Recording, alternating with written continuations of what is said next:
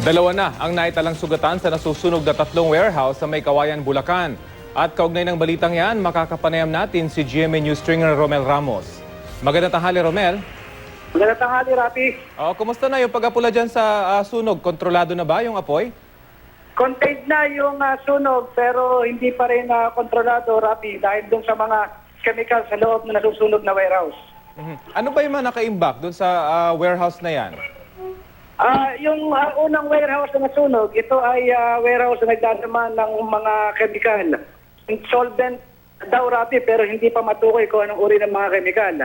At may narito yung katabing warehouse na meron lang mga nakasakay at yung katabi naman itong isa pa ay yung mga warehouse ng tile.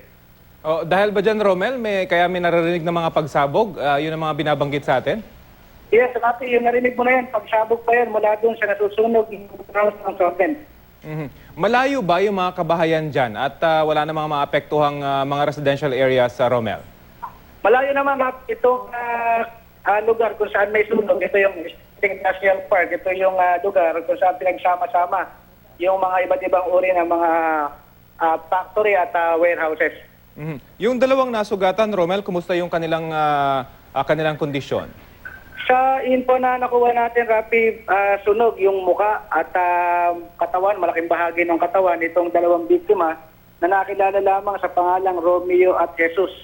Sila ay sinugod na ngayon sa pagamutan. So, Romel, kung contained na tulad ng... go ahead, Romel. Rapi? Kung contained na, nabanggit mo kanina, kung contained na yan, hindi na lalawak pa yung sunog na yan. Meron bang mga kalapit pang warehouse na yan na posibleng madamay, Romel?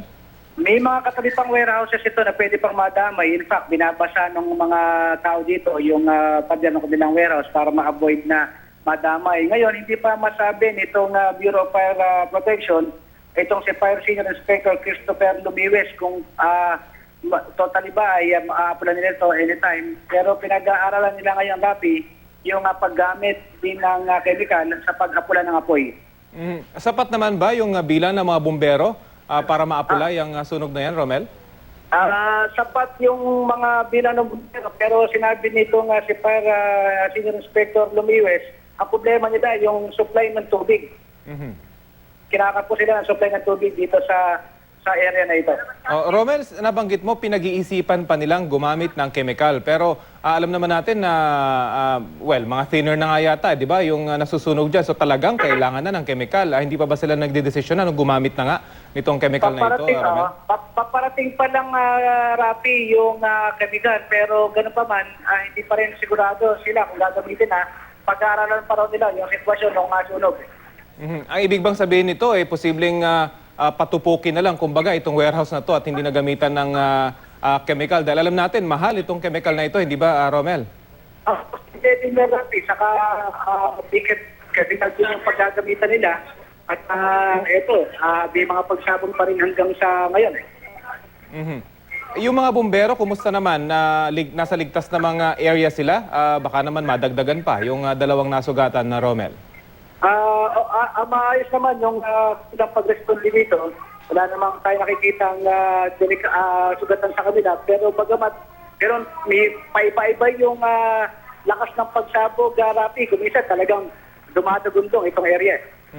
Romel, meron na tayong nakikitang video na live mula dyan sa iyong kinaroroonan at nakikita natin napakalakas ng lagablab ng apoy. Pero may isang tila warehouse na umuusok pa lamang sa mga sandaling ito.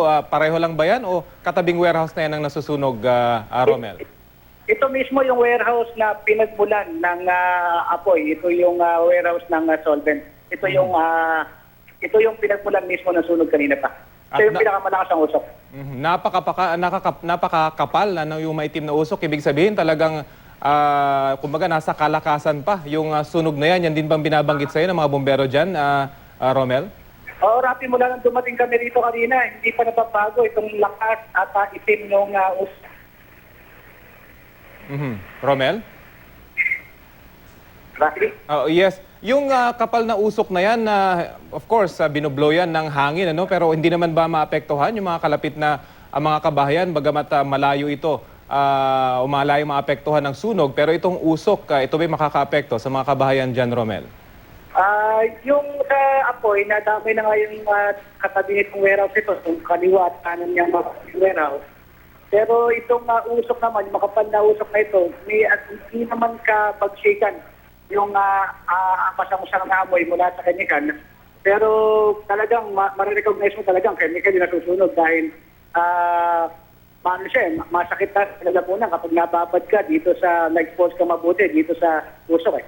Oh, so, well, gayon pa man, chemical pa nga din yan nasusunog, nabanggit mo nga at masangsang. Siguro mag-ingat na rin, yung mga kabahayang malapit dyan, siguro magtakip sa ilong, lalo na yung mga kabataan na posibleng maapektuhan ito. Ano mga binabanggit ng mga bumbero dyan sa mga precaution na kailangang gawin ng mga residenteng malapit dyan dahil nga dito sa usok na napakaitim, Romel? Makikita mo dito, sila mismo at yung mga rescuer dito, may mga face mask na silang ginagamit eh. Ina-advise na nila yung mga residente na lumayo na dito sa area kasi dito rapi sa nalalagyan natin yung mga residenteng nabisyoso. Kaya pag may pagsabog, kanya ang takbuhan, kanya na hiyawan. Pero dito yung mga tugot-tugot ng mga fire marshal, sila mismo may mga face mask na sila. Romel, nakokontrol ba naman ng pulis yung crowd dyan? Nabanggit mo, may mga, of course, may mga osesero na namang magtutungo dyan para manood nitong nangyayaring sunog, Romel. Bagamat meron, pero kukunti lang. Paramihan dito, yung mga lumalapit, mga trabaho sa mga kalapit na warehouse. In-evacuate na ba, Romel, yung mga kalapit na warehouse dahil posibleng madamay dahil napakalakas pa rin itong apoy na ito, Romel? Wala naman ako natatanaw na evacuation pa, Rafi, pero yung natatanaw ko dito, kanina pa, binabasa ng mga trabador, ng katabing warehouses, yung pader, ng kanilang bodega, para hindi na madamay pa dito sa sunog. And I would assume, Romel, nasa looban ito, wala namang naapektuhang major na kalye wala. para sa daloy ng trapiko, Romel? Wala. Loob ito, parang subdivision ito, pero industrial subdivision, malayo sa kalsada at malayo sa mga kabahayan.